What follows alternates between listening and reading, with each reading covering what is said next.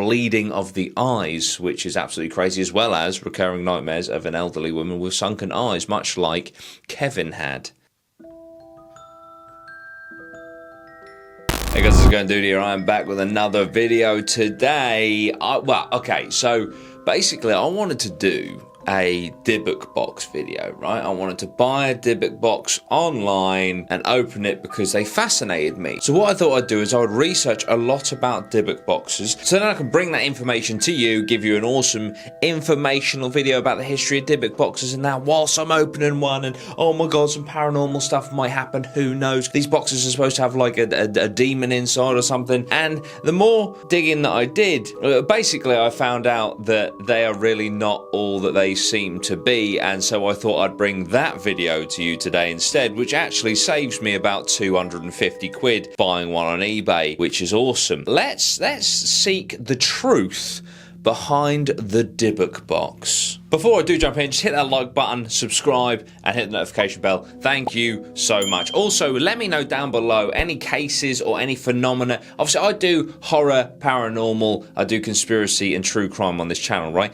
Any cases, any topics within that umbrella you want me to cover, let me know down below. The ones that get the most likes, I will do for you, okay? Okay, so I feel like a good place to start with this today would be to read you the Britannica definition of a Dybbuk. Dybbuk, also spelled Dybbuk, plural Dybbukim, in Jewish folklore, a disembodied human spirit that, because of former sins, wanders restlessly until it finds a haven in the body of a living person. Belief in such spirits was especially prevalent in 16th and 17th century Eastern Europe. Often individuals suffering from nervous or mental disorders were taken to a miracle-working rabbi who alone, it was believed, could expel the harmful Dybbuk through a religious rite of exorcism. So that is a Dybbuk, but where did the Dybbuk box come from? Let's dive into that right now. So whilst doing some research into Dybbuk boxes, I stumbled across a very interesting article, which of course I will link down below, whereby this investigative journalist tries to get to the bottom of the Dybbuk box phenomena, and he seeks out the seemingly originator. And I say originator in the sense of, like, there was no real records of Dybbuk boxes ever before this guy. And this guy is called Kevin Mannis. So the story goes that in 2001, Kevin was visiting yard sales in his local area to find some old furniture that he could restore for his furniture restoration business that he ran in a small shop out of Portland.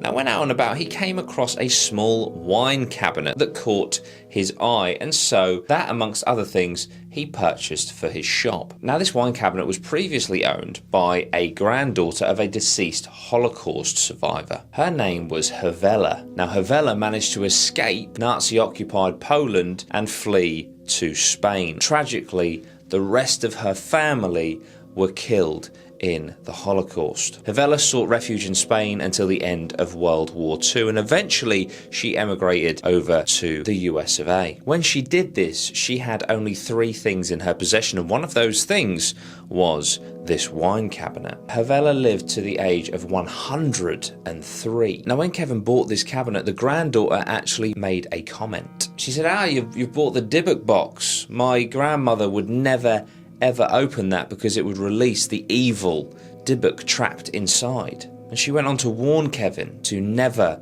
open that box, because if he should open it, he would be struck by poor luck and tragedy. But of course, Kevin ignored this. He ignored these warnings. Kevin decided that this cabinet was actually far too nice to sell in his shop, so he decided to restore it and give it to his mother for her birthday, regardless of the fact that this woman has just told him that it's evil, has a demon inside, and if he opens it, bad things will happen. No, he's going to give it to his mum for her birthday. So Kevin opens the box. There were very strange things inside. 2 pennies from 1925 and 1928, a dead rosebud, a 4-legged candlestick, wine cup, of course, in a wine cabinet, a granite object with the word shalom inscribed into it, and eerily at the back of the cabinet, on the back wall of the cabinet, there was something scratched into the wood. It was the Shema which is one of the most important prayers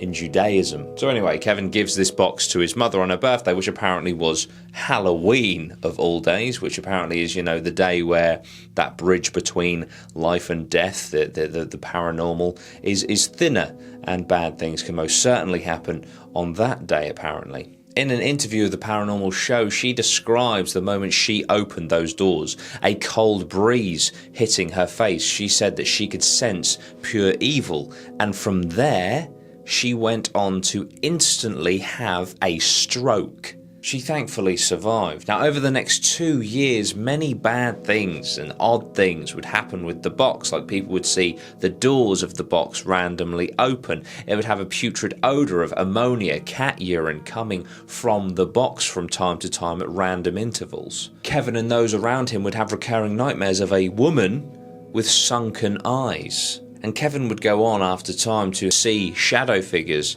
in his peripheral. Also, the brother of a store employee came in one day and accidentally knocked the Dybbuk box off of the shelf, hitting the floor. And then years later, the brother would commit suicide. Now, I think that is a stretch to implicate that as a doing of this paranormal box, but perhaps, I don't know, it's worth noting. Okay, so after all this, after a few years, Kevin decides enough is enough, and he basically puts it on eBay, and in the description of the eBay sale, he puts everything that I have just told you in this description, and it is eventually sold. Now, once he put it on eBay, it did get some traction, and from there, pretty much the mythos of the Dybbuk box was born. It hits the mainstream, and of course, nowadays, YouTube is a thing. Many YouTubers, like myself, well, I was going to, have opened these boxes, the channel like Mind Seed springs to mind. Check this out. Cutting the wax right now. Okay, the wax is broken. And it smells really bad. Yeah, fuck that. I'm out of here. They do love a good Dybbuk box opening. In fact, the guy from Mindseed, I'm pretty sure, has had a PC created for him that is technically a Dybbuk box, which is incredibly impressive. Go check that video out after this one, of course. So there's lots of, entertainment created around these Dybbuk boxes. Now, in 2011, a man called Jason Haxton, who had this box in his possession, wrote a book about, everything that has happened whilst he's had this in his possession. And some of the stuff that's apparently happened to him, really extreme, like Vader force choking has happened, and bleeding of the eyes, which is absolutely crazy, as well as recurring nightmares of an elderly woman with sunken eyes, much like Kevin had. A movie called Dybbuk Box The Possession was made, directed by Sam Raimi, who of course is going to make the Multiverse of Madness, which I'm very much looking forward to this year. But that film, Dybbuk Box Possession, it's nothing to write home about, but interestingly, Kevin and this Jason guy were consultants on the film, and apparently weird things happened, like lights exploded, and 5 days after shooting wrapped, that the props department set fire, which is alright. 5 days after filming, if it was during filming, obviously I'd be a little bit more in trouble, but obviously no one wants a fire. So strange things apparently happened during filming of these things surrounding the Dybbuk box, which tie into the whole mythos of, don't open it because bad things will happen to you. And finally, of course, my boy, Zach Bagans, purchased the box and has it in his Las Vegas museum of paranormal things. He's had many people go there and look at it, like Post Malone apparently famously has said, although he didn't touch the box, he had a lot of bad luck happen to him consequently after visiting the box. So yeah, there's many bad things associated with this Dybbuk box. So that's kind of like a brief background, a TLDR of the Dybbuk box, right? So why am I telling you all this? And why am I saying it in such a candid manner? Well, this investigative journalist that I was referring to earlier that has done this article pressed Kevin heavily on the origin of the Dybbuk box, and eventually Kevin cracked, and he said the following. Everything he wrote in his 2003 eBay listing is a work of fiction. I'm a creative writer. The Dybbuk Box is a story that I created, and the Dybbuk Box story has done exactly what I intended it to do when I posted it 20 years ago, which is to become an interactive horror story in real time. Now, Manus did buy the wine cabinet from a yard sale, but it wasn't from a Holocaust survivor. It was from an attorney. The carving in the back of the box, he did himself. The stone that was in the box, he made himself. He says, make no mistake, I conceived the Dybbuk Box, the name, the term, the idea, and wrote this creative story around it to post on eBay. However, one piece of information that is true is he did present the box to his mother on Halloween, and she did genuinely have a stroke. But as I said, she gave an interview on a Paranormal Show, which you can find the video of. I'll link it down below in the description. Considering that this is fake, her performance is incredible. He said about his mother's performance, it was an outstanding piece of motherly support and an Oscar-winning performance. I didn't talk to her or coach her or commiserate with her before she did her interview. So there we go, guys. The Dybbuk Box phenomena is fake. It's been created for entertainment purposes by a creative writer 20 years ago. So in theory, all of these Dybbuk Box related videos can't be real, right? It's just very intriguing to me, and don't get me wrong, I am skeptical, of course, of the paranormal. I've always been very transparent with that, but I do these investigations.